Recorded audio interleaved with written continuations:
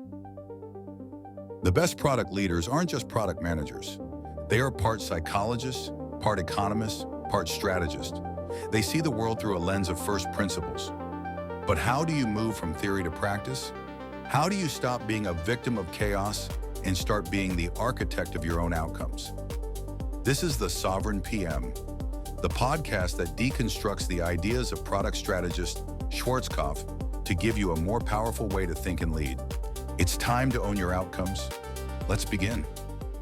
All right, let's get right into it. You know the drill, right? You spend months looking for that perfect product manager. You finally hire them, and then, boom, total disaster.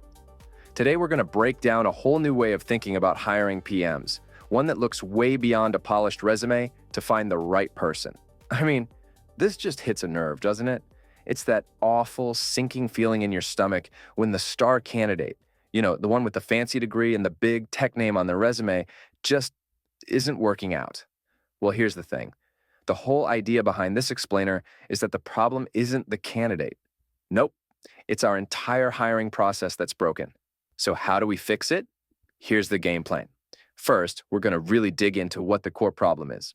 Then we'll cover 3 key principles to turn things around, focusing on character over skills, treating recruiting like a product, and creating the right environment. And then we'll wrap it all up into a brand new playbook you can use. Okay, first up, the big problem. The way we've always done it, that traditional playbook, it's not just a little outdated. It's pretty much designed to fail, especially when you're trying to hire a truly great product manager. So here's the heart of the issue. We get totally suckered in by a slick interview and a checklist of skills. We're sitting here thinking, okay, can they write a PRD? Do they know SQL? But those are the completely wrong questions. We're focused on the stuff we can easily teach, and we're totally ignoring the core personality traits that you just can't. So, if that whole checklist approach is the problem, what's the answer? Well, it all starts with a huge shift in how you think. It's about focusing on a person's core character. You can think of it as their foundational operating system. But what does the right character actually mean? It really boils down to 4 things that are just non-negotiable. First, are they just endlessly curious? Second, are they humble? Like, can they admit when they screw up? Third, is their ego in check? So it's always about the product and not about them? And finally, do they have that grit to just keep pushing when things go wrong? You can't send someone to a workshop for that stuff. And just look at this comparison. It puts it so clearly, right? On the left, you've got this sterile checklist. It's like you're buying office supplies. But on the right, you're trying to figure out who this person really is at their core. The argument here is simple. A PM who has maybe 80% of the skills, but 100% of the right character, that's the person you hire. Every single time. I love this quote because it's such a perfect analogy. Seriously, think about it. You wouldn't try to install a brand new app on a computer with a buggy, crashing operating system, right? It's the exact same thing with people. If you get that foundation, that personality right, you can teach them almost any skill you could possibly need. Okay, but finding people with that solid operating system, it takes more than just tweaking your interview questions. And that brings us to our second big principle. You've got to stop thinking of recruiting as just an HR task. You need to start treating it like you're marketing a really, really important product. So how do you do that? Here are 2 really practical steps. First, your job description, that's your number 1 ad. Ditch the boring corporate templates. Talk about what a great PM actually cares about in their career, things like autonomy, mastery, and purpose.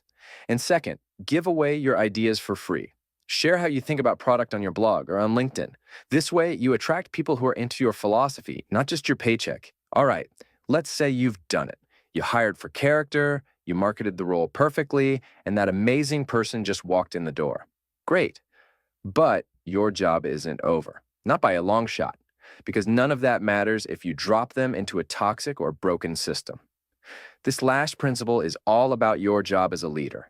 You have to build an environment where great people can actually do great work. A healthy environment naturally attracts people who want to stick around. The specialists. You've got to be really careful of the job hopper. You know the type, someone who bounces to a new gig every 12 months. They're often just running away from problems, and they've never had to clean up their own mess. Instead, look for those green flags. Look for the person who can tell you a deep, passionate story about a product they worked on for years. They're the ones who will grill you in the interview just as much as you grill them, because they're looking for the right home. So, what does this great environment actually look like? Well, it's all about balance. The leader's job is to provide the top-down direction, the why. You set a clear, inspiring vision. Then, the product team's job is to figure out the how from the bottom up. They use their expertise to make that vision a reality. And that combination, a clear destination with the freedom to navigate the path, that is incredibly powerful. Okay, so how do you actually build this? For starters, use something like OKRs to give your team that clarity and autonomy. And hey, flexibility is great, but don't forget the power of being in the same room. That's where the real magic, the unexpected ideas, happen. And this is so important. Make sure the whole team is obsessed with solving customer problems. Profit, that becomes a result of doing amazing work, not the reason you show up every day. All right, let's pull all of this together. Switching to this new playbook, this isn't some fluffy, feel-good HR exercise. We're talking about a massive, real-world return on investment. Just let this number sink in for a second. 6 figures. That's the minimum a single bad PM hire can cost you. And that's not just salary. We're talking wasted time, engineering cycles down the drain, and the crushing blow to team morale. Getting this right isn't just a nice to have. It is an absolutely critical business function. So, if there's one thing you take away from all this, let it be this. Stop hunting for unicorns with perfect resumes. It's a waste of time. Instead, focus on building a system, a culture, a process, an environment that is worthy of great talent. The goal isn't to find them, it's to have them find you. And that really leaves us with one final question, one you should ask yourself. When you look at how you hire, what are you really hiring for? Are you hiring a resume, a list of accomplishments on a page? Or are you hiring a future leader with the character to guide your product into the future? Because that choice, it makes all the difference in the world. And that brings us to the end of this debrief. Our goal is to give you not just ideas, but a more powerful way to think. If you found value in this discussion, the best way to support this work is to give this episode a thumbs up and subscribe to the channel so you never miss a future session. And if you know a fellow product leader who is wrestling with these same challenges, feel free to share this episode with them. As always, you can find the link to the original, in-depth article by Karsten Schwarzkopf directly in the description below. Thank you for your time and your attention. Stay sovereign.